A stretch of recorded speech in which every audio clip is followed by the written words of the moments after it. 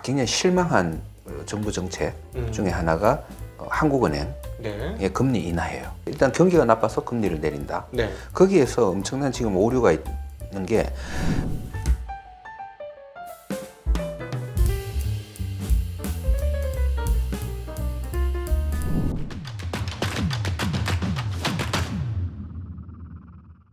안녕하십니까. 증시학도TV 시청자 여러분, 투자 여러분 반갑습니다. 네, 여러분이 기다리시는 월간 서준식 시간이 돌아왔습니다.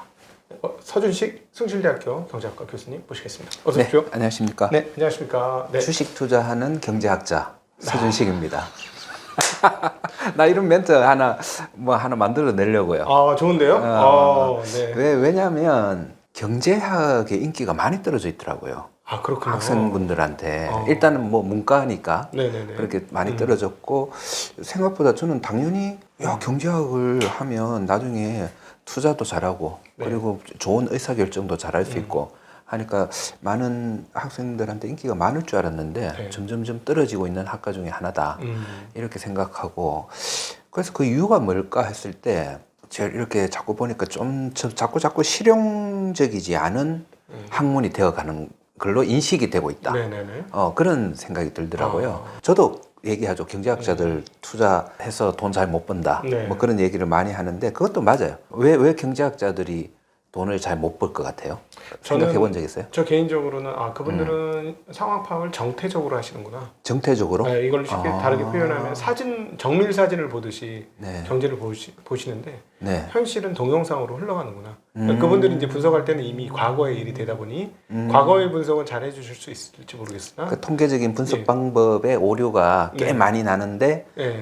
그런 주식이라는 것들을 건 이제 다가오는 미래에 대한 투자이니까 항상 이제 과거에 매달려서 하시면은 오히려 시장을 네. 거꾸로 분석할 가능성이 많죠. 제가 생각하는 왜 경제학 박사들이 네. 특히 보통 대부분 교수님들은 박사니까 네. 돈을 잘 못 벌까라고 생각을 해보면 이 말하고 같은 것 같아요. 왜 의사들은 오래 살지 못할까? 네. 그러니까 의사들도 더 오래 살아야 되는데 그런데 이런 질문하고 저는 같은 것 같아요. 네. 그래서 왜냐하면 그 의사분들이 어떤 분들은 뭐 오래 사시지만은 또 아닌 분들도 계시고 이렇게 한 게 그러니까 그 학문하고 관계가 없는 이유가 네. 어떤 의사분들은 전공이 무좀이야. 네. 발가락만 계속 무좀 연구하고 어떤 분은 안과, 네. 어떤 분은 뭐 그냥 심장과 이렇게 다 그쪽 분야에만 집중적으로 연구를 하시는 분들이니까 특별히 양약은 다 분석적이죠. 그렇죠. 우리 상식같이 오래 사는 거에 대한 그런 연구는 아니라는 거죠. 네. 깊이 들어갈수록. 예, 그래서 경제학도 보면 굉장히 깊숙하게 연구를 하시는 분들은 어떻게 보면 경제하고는 좀 관련이 좀 떨어지는 네. 잘 사는 거, 네. 투자하는 거 하고는 좀 떨어지는 그런 것들을 연구하시는 분들이 꽤 많다는 거. 예. 그런 것도 있고 하지만 기본적인 경제학적 소양 그리고 지식, 상식 이런 네. 것들은 기본적으로 가지고 있어야 돼요. 그거는 이제 학부 정도까지의 수준의 그런 것들은 가지고 있어야지 투자에 네. 상당히 도움이 된다. 저는 그렇게 주장을 하고 있어요. 네. 그래서 뭐 아주 깊게 공부한 경제학자들이 돈을 잘 버는 건 아니지만은 네. 돈을 잘 벌기 위해서는 기본적인 경제학적 소양, 대학교 학부 정도까지의 그런 그 수준의 그런 식견은 있어야 된다. 그렇게 생각을 하고 있고요. 네. 그런데 이제 그거를 자꾸 사람들이 의심을 요즘 많이 하는 것 같아요. 많이 하는 것 같으니까 지금 이렇게 투자하는 경제학자. 경제학자 중에서도 네. 돈 잘 버는 사람 네. 많다. 예, 그리고 예. 거기에 도움이 많이 된다라는 걸 조금 알려주고 싶은 생각에 그렇게 타이틀을 이제 멘트를 로고를 그렇게 만드셨습니다. 날려봤습니다. 네. 그러면 이렇게 경제학이 정말로 도움이 되느냐 질문을 드려볼게요. 네. 만약에 이것도 그럼 경제학 영역일까요? 금리라는 게 경기가 나쁠 때는 내리고 경기가 좋을 때는 과열을 방지하기 위해서 금리를 올리는데 보통 근데 이거는 이제 경제적 대응이긴 하고 경제학적 처방이긴 한데 네. 주식 투자 시장은 경기가 나빠서 금리를 내리면 보통 오르고 경기가 좋아서 금리를 올리면 보통 떨어지는데 이런 원리 같은 것도 그럼 경제학의 하나의 굉장히- 지식이다 이렇게 볼 수 있을까요? 그렇죠. 우리가 아까 정태적인 부분을 너무 보는 경향이 있다. 네. 그 경제학자 그게 맞아요. 네. 어떤 그게 좀 쉽게 설명을 드리자면 모든 어떤 변수와 변수 사이에는 상관관계가 있는 게 있고 그렇죠. 인과관계가 있는 게 있어요. 네.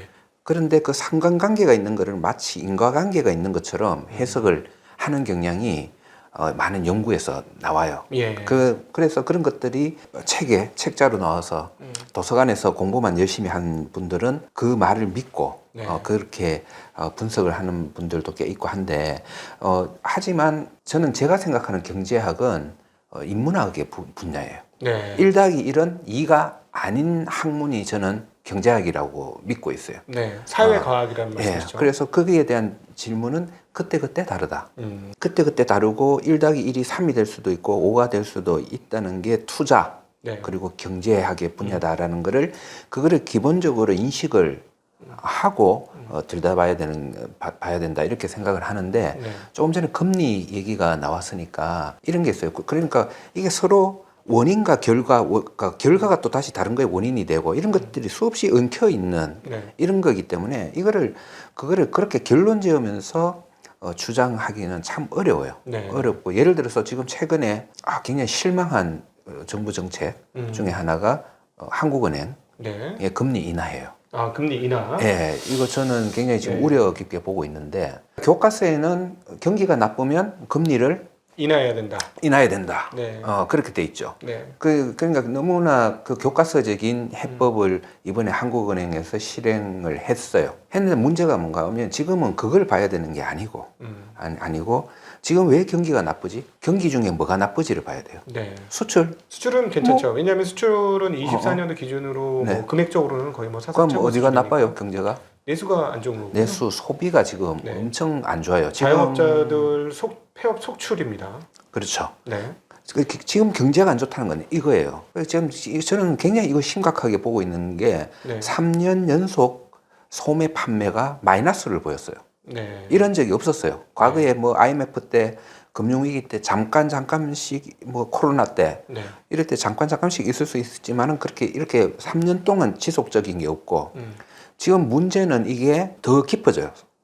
소매 판매 마이너스가 그러니까 3년 전에는 마이너스였지만 뭐 마이너스 0. 몇 프로였다면 저작년은 마이너스 뭐 1. 몇 프로 네. 작년은 아마 2% 마이너스 2%인가 그럴 거예요. 네. 점점 그게 깊어가고 있어요. 네네. 예, 이거 굉장히 큰 문제인데 이래서 한국은행이 금리를 내렸대. 저는 좀 화가 났어요.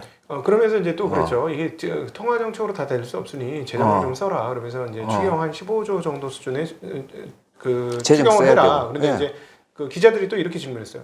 아니 이거 실기한 거 아니냐? 지난번에는 금리를 안 내렸고 지난번에 한번 금리를 내린 것까지 오케이 했는데 이번에 또 금리 연속으로 내리는 거 봐서는 원래 지난번에 내려야 되는 거 아니냐 했는데 하는 얘기는 그때는 환율이 좀 문제였기 때문에 환율적인 위협을 느낄 수 있는 상황이어서 금리를 못 내렸고 이제는 환율이 안정됐으니까 금리를 내렸다 했는데 사실 오늘 네. 이 시점 네. 영상을 찍는 이 시점에 네. 환율이 또다시 올 한 해 최저치 수준까지 환율이 올랐습니다. 그러니까 통화가 약세가 돼서 확실히 금리 내린 게 한국은행이 금리와 환율에 관한 상관관계도 1+1이 2가 아니라고 했고 아니고 어떨 네. 때는 금리를 올리면 환율이 올라가고 어떨 때는 금리를 올리면 환율이 내려가고 네. 그 굉장히 메커니즘이 복잡하다는 얘기를 우리가 예전에도 했고 예. 지금 한국은행장은 그걸 이해를 하고 있어요. 네. 그래서 설명할 때 그런 설명을 하면 안 돼요. 예전에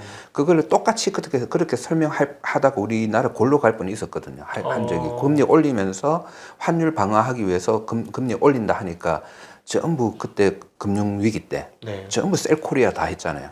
그래서 환율이 우리나라가 1,600원까지 네. 그렇게 오른 적이 있었는데 경기가 나빠서 돈을 풀어야 되는데 금리를 올려서 환율 방어하겠다 금리를 올려서 경기가 더 나빠질 것 같으니까 지금은 환율 얘기할 그거를 뭔가 설명을 하는 게 아닌 것 같고 지금은 저는 중요한 게 이제 일단 경기가 나빠서 금리를 내린다. 네. 거기에서 엄청난 지금 오류가 있는 게 그러면 왜 소비가 지금 부족하냐? 소비 판매가 잘 안 되고 있냐? 이런 거를 봐야 되고 그리고 그게 가장 큰 이유가 유효 수요가 부족하잖아요. 네. 이 유효 수요가 부족할 거라고 미리 예견해서 계속 얘기한 사람들이 있어요. 예. 저도 얘기했어요. 몇 년 그렇죠. 전부터. 근데 한국의 지금 이대로 가면 한국의 케인즈 서준 씨.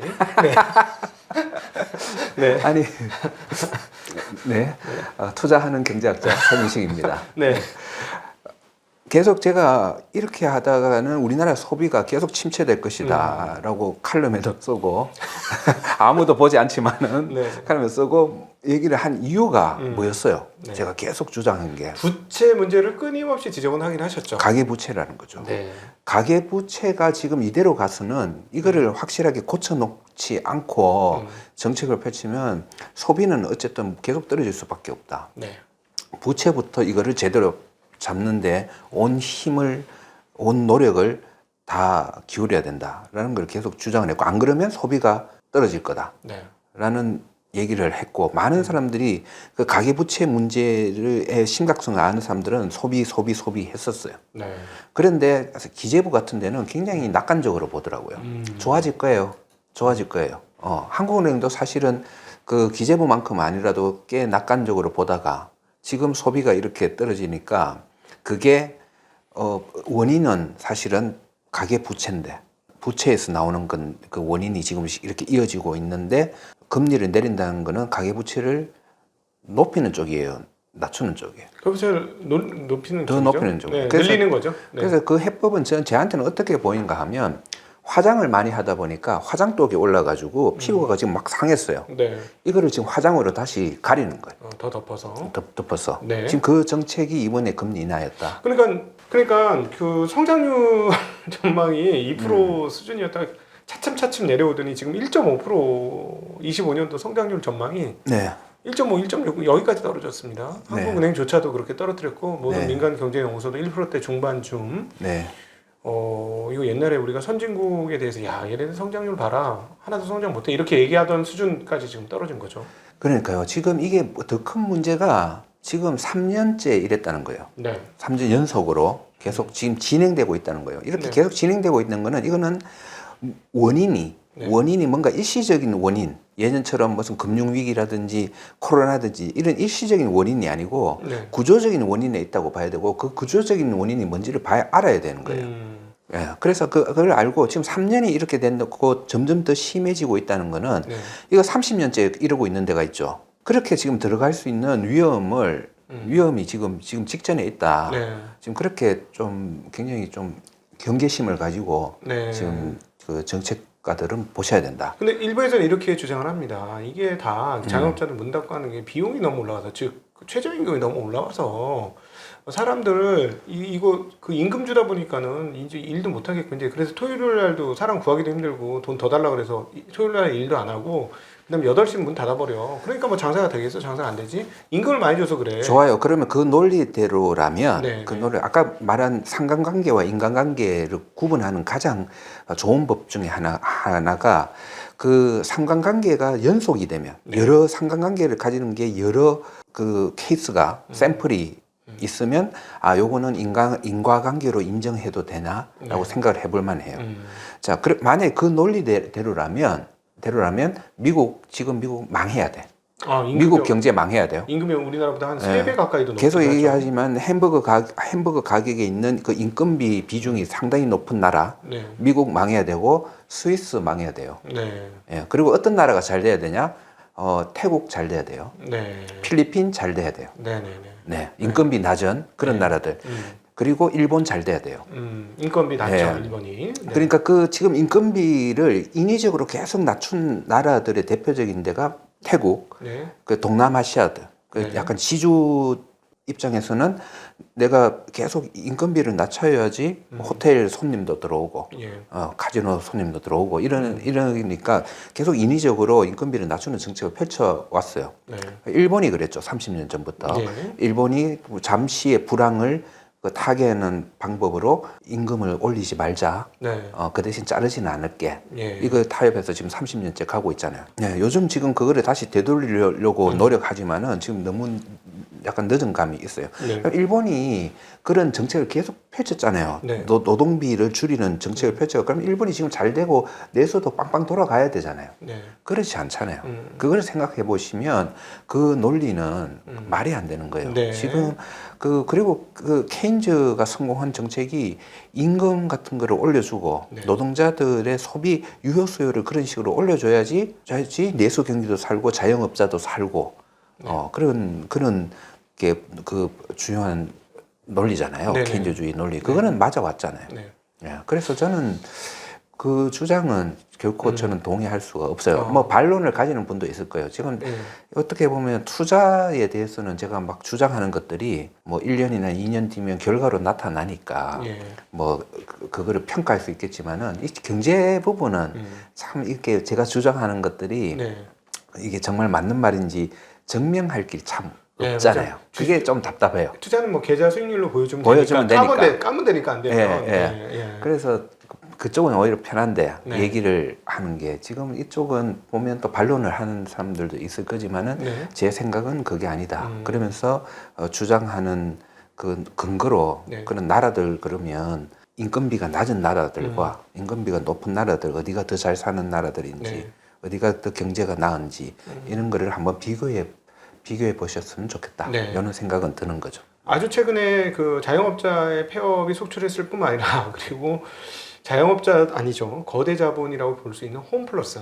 네. 뒤편에는 뭐 MBK라는 거대 자본이 있는데. 소비가 줄어들어 있으니까. 네, 예. 거기가 기업 회생 신청. 사실상 굉장히 어려운 네. 자영업자 폐업과 거의 맞먹는 그런 일이 이제 벌어지기 시작한 겁니다. 그래서 예. 그쪽에서 발행한 상품권을 딴 데서 유통하기가 이제 힘들어지는 그런 상황들이 벌어지기 시작했는데 결국 그러면은 우리 교수님께서 보시는 것은 지금의 한국 경기의 어려움은 사람들이 돈을 안 써서 그렇다.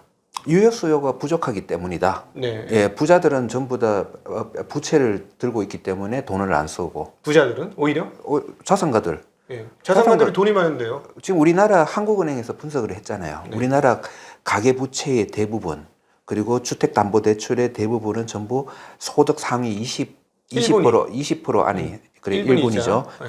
5분이 아닌가요? 1분입니다. 상위 20%는 1분이. 저는 5분이. 이거 나중에 만원빵 해요. 네. 하여튼 만원빵. 그 1분위가 상위율이냐 5분위가 상위율이냐. 프로가 네. 거의 대부분의 네. 그 가계 부채를 가지고 있어요. 예. 그러니까 이런 상황에서는 위기는 잘 안 나요. 네. 잘 사는 사람들이 빚을 지고 있기 때문에 갚기는 갚아. 은행에 네. 다 갚을 수 있긴 한데 문제는 뭐냐면 이 사람들이 빚 갚는다고 돈을 못 쓰는 거예요. 그래서 이거는 굉장히 일시적인 지금의 우리나라의 가계 부채의 유형은 일시적으로 위기에 빠뜨리는 그런 부채가 아니고 네. 장기적으로 소비 침체를 계속 불러일으키는 그런 가계 부채다. 이렇게 이제 판단을 해야 돼요. 판단을 해야 되고 네. 그렇다면 이거는 좀 더 가감하게 줄여도 돼요. 충격이 적기 때문에 네. 이걸 줄인다 가감하게 줄인다고 해서 잘 소득 하위자들은 갑자기 그 부채마저도 땡겨 가버리면 네. 뺏어 가버리면 네. 힘들어지잖아요. 네. 네. 하지만 우리나라의 대부분의 부채는 소득 상위자에 있다. 네. 그러니까는 예를 들어서 뭐 신용카드 대출 쓰고 하는 사람들이 그런 거 못 쓰게 하면 힘들어질 수는 있으나 나라 총량 규모를 보면 그 규모는 그렇게 크진 않고 그건 약간 불가피하고 그럼에도 불구하고 실질적으로 대출을 많이 쓴 부채를 많이 쓰는 사람은 고소득자 또는 고자산가들 영역에 있으니 그 사람들은 그거 못 쓰게 해도 하나도 힘들 거 없다. 그러니까 부채를 줄인다고 경제가 무너지지 않는다. 네. 이 말씀이신 거죠? 그렇죠. 지금 정확하게 지금 수치가 제가 내가 칼럼 쓴 거 하나 가져왔는데요. 네. 어떻게 돼 있냐면 소득 상위 20% 가계에서 전체 가계 부채의 약 78%, 그리고 전체 주택담보대출의 약 94%가 소득 상위 20%에 있다는 거죠. 그래서 지금 이 말은 한마디로 또 뭐냐면 그동안 2010년대에 계속 금리를 낮춰서 돈을 풀었는데 그 돈이 어디로 갔냐? 네. 어디로 갔냐? 소득 상위 20% 부자들이 빚져서 집 사는 데로 돈이 다 갔다는 거예요. 네, 그러니까 한국의 중산층 이상은 돈이 생기는 쪽쪽 부동산에 들어갔고 그렇기 때문에 소득이 많고 자산이 많음에도 불구하고 쓸 돈은 없는 상황이다. 그렇죠. 이게 소비나 아니면 생산이나 돈이 글로 갈 돈들이 글로 안 갔고 일로 갔다는 게 확실하게 보이잖아요. 네. 지금 이 말은. 그래 그것 때문에 지금 소비 침체가 오고 있는 거고. 예. 예. 그러면 이제 교수님의 해법은 뭐냐면 지금 당장에는 부채를 깨 부셔야 된다. 네. 그리고 이거는 지금 보면 굉장히 가격한 것 같잖아요. 네. 정신 차리고 하고 있는 나라가 또 있었어요. 과거에 영국이 그 가계 부채나 이런 문제 때문에 앞으로 참 힘들어질 것 같다 이랬는데 영국이 최근에 가계 부채가 GDP 80 밑으로 낮아졌어요. 네. 그러니까 이빨 깨물고 좀 고통이 있겠죠. 네. 고통이 있었겠죠. 네. 이빨 깨물고 그거를 계속 낮추고 있어요. 네. 가계 금융을 계속 줄이고 있어요. 네.